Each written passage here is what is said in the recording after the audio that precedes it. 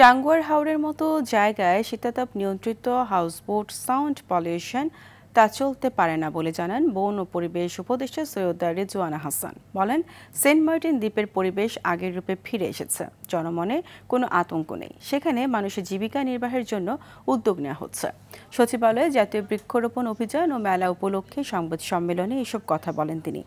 মবের বিরুদ্ধে যথাযথ আইনি ব্যবস্থা নেবে সরকার, এমনটি জানিয়ে উপদেষ্টা বলেন, সাবেক প্রধান নির্বাচন কমিশনের সাথে ঘটে যাওয়া ঘটনায় যারা জড়িত তাদের বিরুদ্ধে ব্যবস্থা নিচ্ছে স্বরাষ্ট্র মন্ত্রণালয়।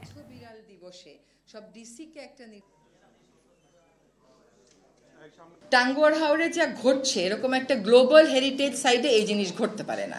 লাউড স্পিকার, এসি, আসলে এরকম হাওরে কয়টা যান্ত্রিক জলযান চলবে তারও একটা নিয়ন্ত্রণ আনতে হবে। আমাদের যিনি হাওর অধিদপ্তরের দায়িত্বপ্রাপ্ত ডিজি আছেন উনি যাচ্ছেন কালকে, জেলা পর্যায়ে কথা বলবে, হাউসবোট অপারেটরদের সাথে কথা বলবে, হাউ উই রেগুলেট ইট, এটার একটা দিক নির্দেশনা এবং বলবৎযোগ্য নির্দেশনা অবশ্যই দেব।